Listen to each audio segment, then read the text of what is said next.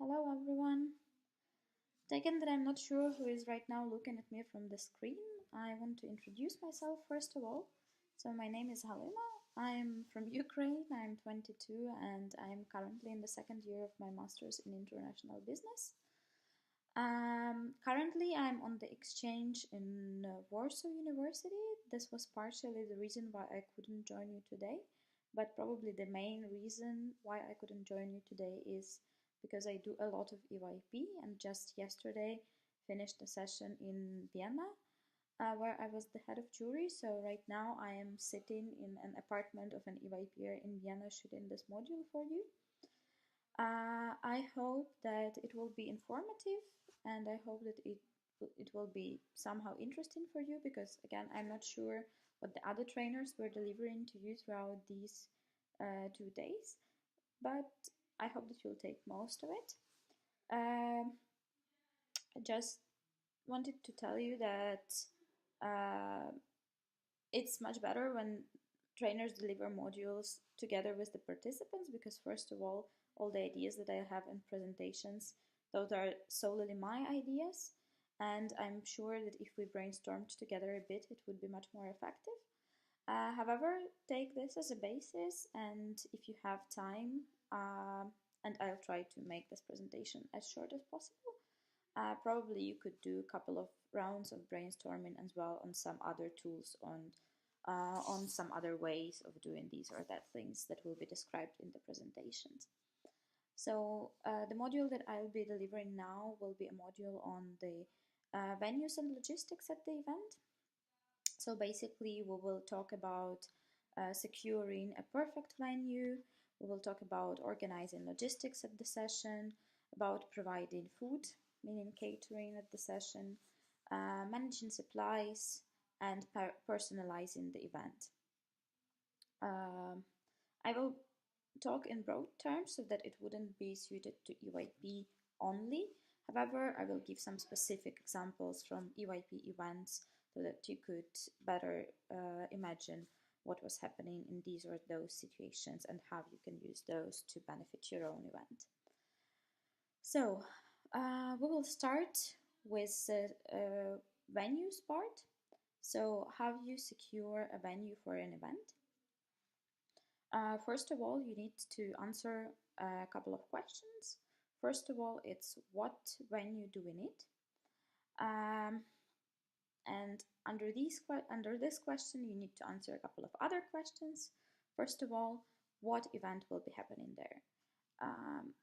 It very much depends on if it's not an EYP event, you perfectly know what event it is and what kind of program parts you have and what kind of venues you need for those program parts.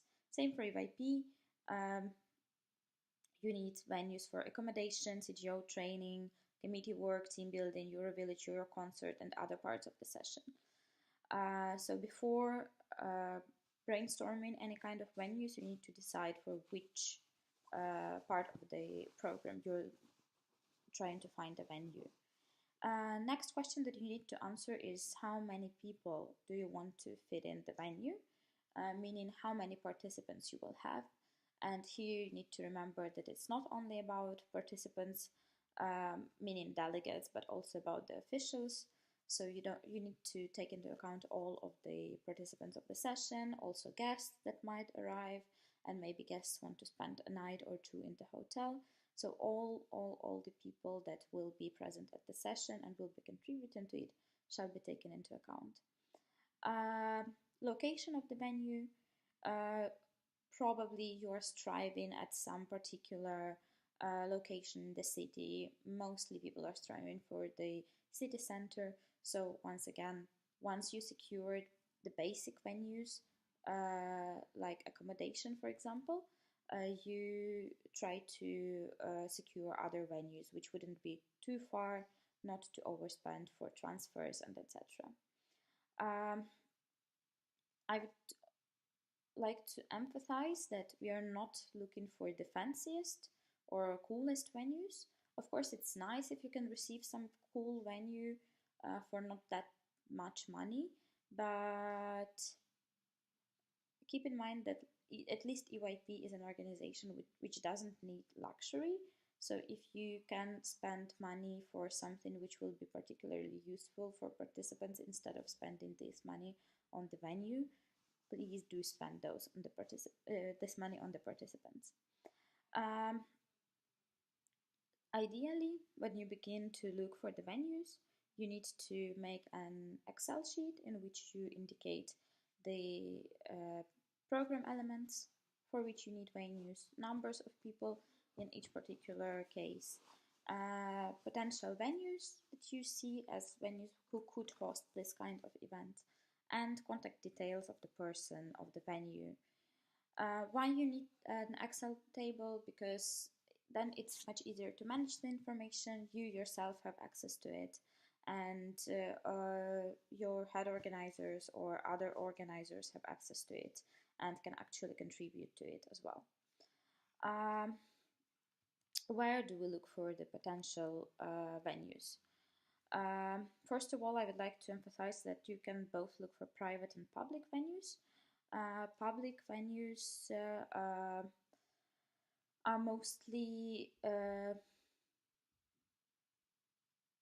accessed through the city council. So you write a letter to a mayor of the city who allows you to use this or that venue within the city. And private institutions, well, it's quite clear. It's all the institutions that are not under the city council. Where can you find those? First of all, use your knowledge if you are local in the city. Secondly, look for what similar events used for same for as their venues. Brainstorm with local people involved in the projects. Google, ask at the venues. For example, if you came to some venue asking for it and they said that they can't provide it to you, you can ask them what other venues they could recommend, which would be similar. And of course, word of mouth. Very often people might know someone working at the venue, and it makes the process of getting this venue much easier. Moreover, you can even receive some benefits. Regarding public institutions, especially the city council, you need to remember that there are youth departments work at the city council who are most likely helping you to arrange this or that event, and then you can easily ask them to help you with the venue or recommend some kind of a venue that could be available in the city. So once you decided which venues you want to contact and you have a list, you can start contacting venues. So first, you can either make a phone call or send an email.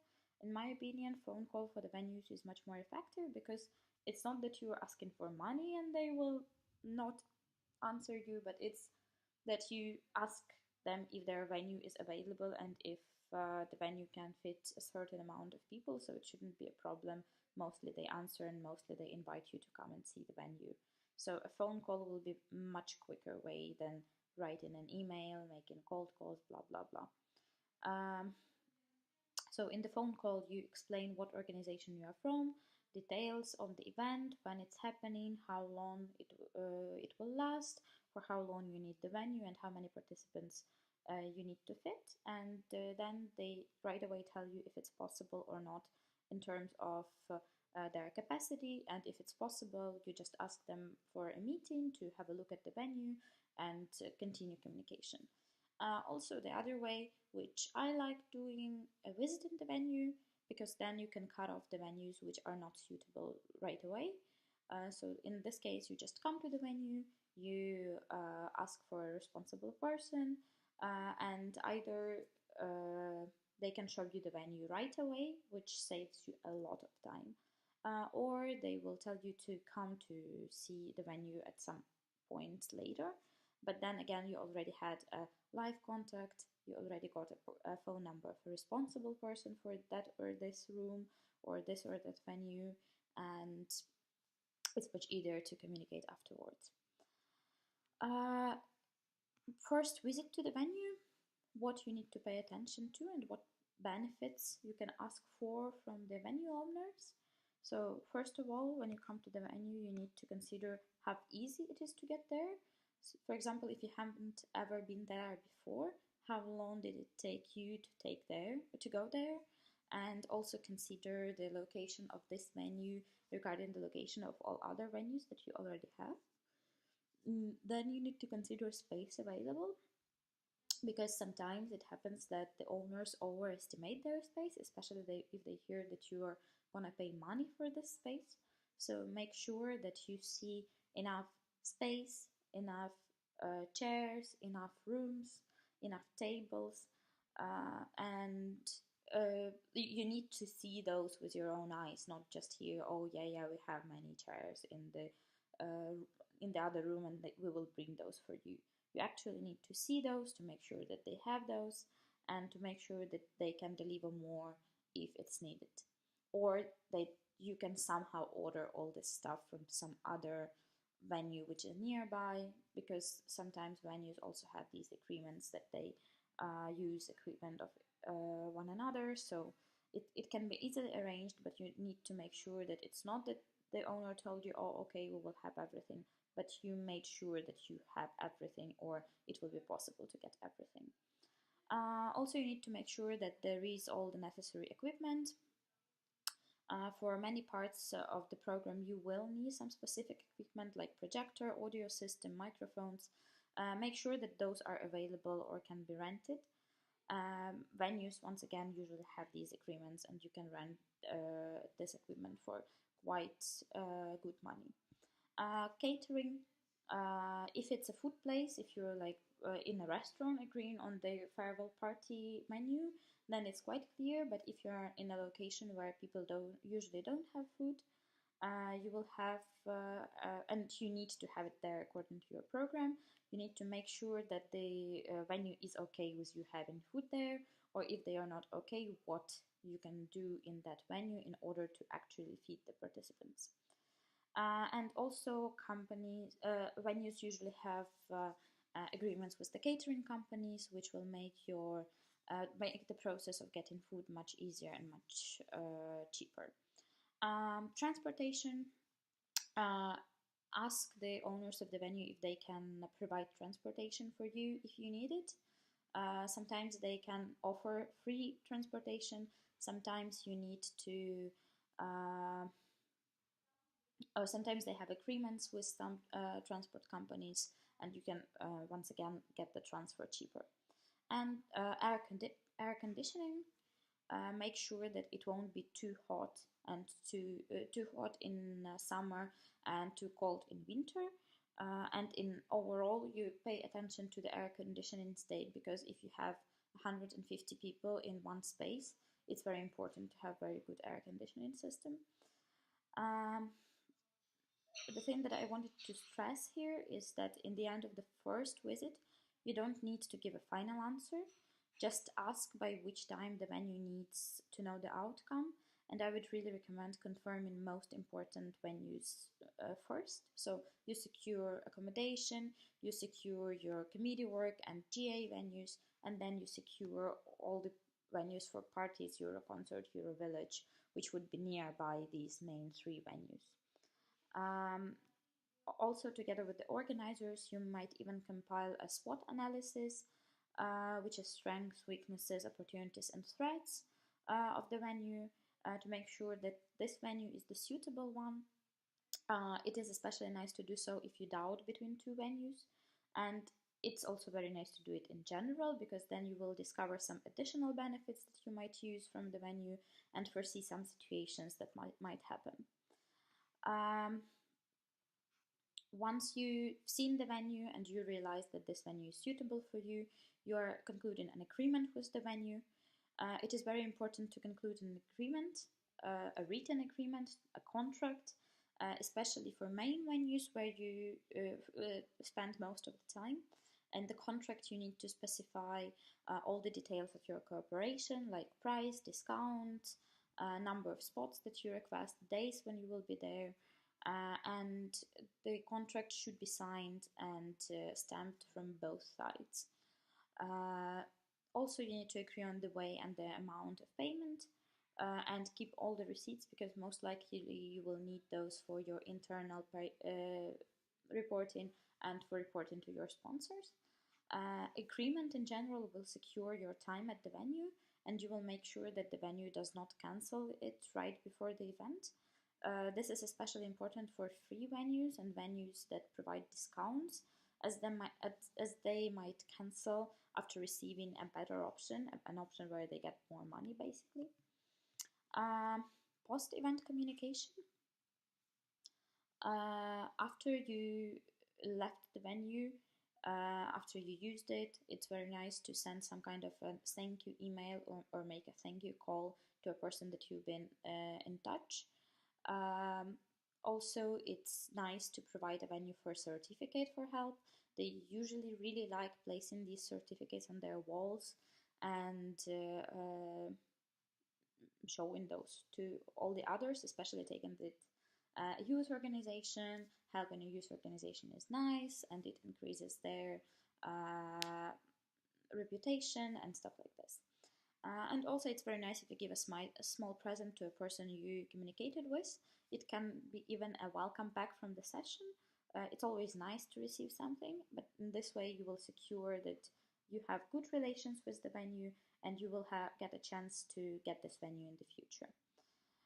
Um, what else you need to remember? It's first of all, try to leave a good impression. So be nice to people, clean up after your stay.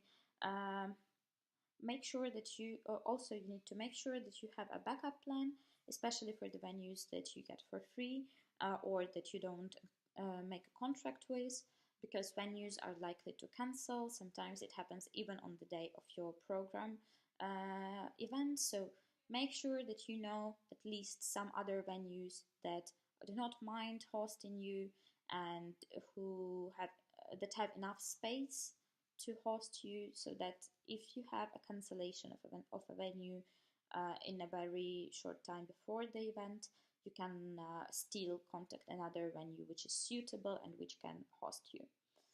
Um, think also of other circumstances, like maybe you need an insurance if you see that the event is likely to be cancelled, or you're not sure if it's going to happen because you haven't fundraised enough money yet. And maybe you need security guards if the event is in not safe time for the country. For example, at one of the forums that happened in Ukraine, we had security guards because it wasn't the safest time for the country, so it was very useful to have those. And also, you need to remember that many venues can be provided free of charge on the basis of barter, to say so. Um, for example, if you are looking for a party venue, most likely you can get it for free if you promise that your participants will buy food and alcohol there. Or you can, for the party venue, if you want to have food and then have a party, you can buy food in this party venue, but then the remainder of the time will be yours just because you bought this food. And in general, like, it works really well. Most of the venues agree for this kind of cooperation. Moving on, talking about organizing logistics at the event. When do we need transportation at the event? First of all, it's transfers from and to the venues, and transfers from and to the airport, bus station, railway station. Keep in mind that these transfers mean that it's not only transfers of people, but also you sometimes need transfers of materials. These transfers are really important, especially if you have venues that are far away from each other. Which options for transportation you might have? You can secure transportation with the city council. It doesn't happen that often, but it happens. They might provide you with your own bus, or they can provide you with free public transportation. Also, you can rent a bus, or you can make an agreement with a taxi company. A very good example of it was at the Ask International Forum 2 years ago, where we had an agreement with the taxi company. Basically, you just called to the company, told them your name and a secret code, and the taxi drivers didn't charge you, but then the company charged like all the trips that we made with the taxi. And if you do it that way, they also have some discounts for events that use taxis very often. Um, Also, you need to conclude an agreement beforehand for all the transfers to receive the uh, best prices and discounts. Um, so basically, when you're writing your program, you need to make sure that you know how many transfers you have, and then if you have say to the transportation company that you have not one transfer but 10, then you're likely to receive some kind of a discount. And in general, you need to provide transport already when you have more than 15 to 20 minutes needed for transfer and food. So if the transfer requires more than 15 minutes of walking, you need to think of some kind of a transfer. Um, Also, if you are making these transfers on food, you need to make sure that the weather is okay and that the conditions are safe, so that it wouldn't be raining hard or snowing hard. And ideally, you need to choose the venues in a way that the transfers wouldn't require that much time, or the venues would provide free accommodation themselves. Um, Talking about providing food at the session, where you're gonna get food from. First of all, you can agree with a restaurant that you eat in the restaurant. Then all the participants at some agreed time go to a restaurant and have their lunch or dinner there. You can also order delivery of food, which is quite an easy way. You can do it through the internet, or you can do it via phone from the same restaurant. You can provide catering, where you need to make an agreement with the catering company, or you can cook yourselves, but this is more an option for smaller events, not for big ones. Uh, Keep in mind that participants should receive 3 meals per day and 2-3 coffee breaks. How much food do we need? Um, we need to secure each person with a regular meal. In restaurants and catering companies and deliveries, they have their own portions, which is enough. But if, for example, you provide sandwiches, make sure that each person gets at least 2 sandwiches, and that you also take into account the needs of vegans, vegetarians, lactose-free people. These are all details that you can get to know before the session from the participants by making them to fill in some kind of a form. So make sure that you have all this information and that all the participants have something to eat. If you cook yourself, make some extra food because you don't know how much people eat. And if you have some kind of a remainder, it can always be used at the coffee breaks. Trust me that even pasta that they had for lunch goes very well at the coffee break in the afternoon when people are already tired. How to make catering cheaper? If you're ordering a catering company, um, because catering company, I would say, is the easiest way to secure food at the session, because they arrive, they set it up, they clean up, they cook, they clean up, which is very nice, but it's quite expensive at the same time. You can reduce the costs by asking the company if it's okay if you secure drinks, meaning juices, water, alcohol yourself. Then the company just brings the glasses and they fill the glasses with the things that you provide. They can charge you a bit for that, but not that much. You can also request to bring your own cake, bakery, sweets. Then again, once again, the company will just serve it, but it will significantly reduce your costs. And also about the catering companies, when you are agreeing on the menu, just make sure that all the portions, sizes make sense, because catering companies, especially those that you're working with for the first time, they tend to overcomplicate and overestimate participants of the events, and you have a lot of food wasted. Talking about managing supplies at the session, uh, first of all, what supplies you need at the event. It's stationery for the committee work, paper, flip charts, pens, markers, post-its, scissors, tape, team building materials, blindfolds, balls, strings, threads, paints, and etc. Water. It's a very important supply at the session. You need to have enough water for all the participants. In summer, it's approximately 1 liter, 1.5 liter per participant per day, and in winter, it's approximately 1 liter per participant per day. Also, you need coffee break supplies, coffee, teaspoons, sweets, sandwiches, fruit, sugar, milk, napkins, and whatever extra you might like. And such things as printer, laminator could be very useful when you are at the session. But that's again up to you if you need those or not. How to make sure that you have all these things, because like I guess that the list that I just mentioned is not complete and it's not full. You can have more materials, you need more materials. You first of all, there are lists of all the supplies from similar events because they were buying those, the budgets and etc. So you can request this list from the previous organizers.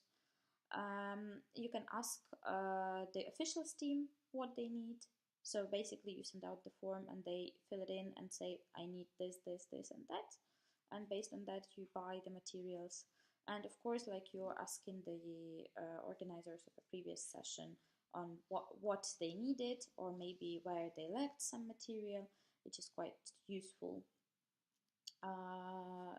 If especially there are some unpredictable situations, because sometimes you need some very random materials that you don't even include in the budget, but the organizers who already faced that can help you with that. How to manage supplies at the event. First of all, make sure that you have a list of what you have before the event. So once you arrived to the event, bought everything, just write down what you had. Then create one ordered storage that might be accessed by organizers, but only organizers, where you have all the materials possible.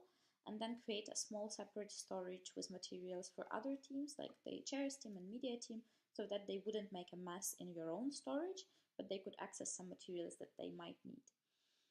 But ideally, you need to deliver all the materials for all the teams to their own rooms, and set up some kind of group chat or hand wish lists on their doors, so that they would write what they need and you could deliver some these materials to them.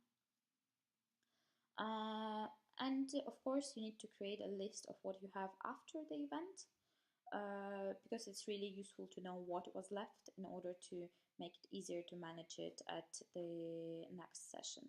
Also, you need to remember that EYP Ukraine has a lot of supplies, so before buying new ones, make sure that those are not already in our storage.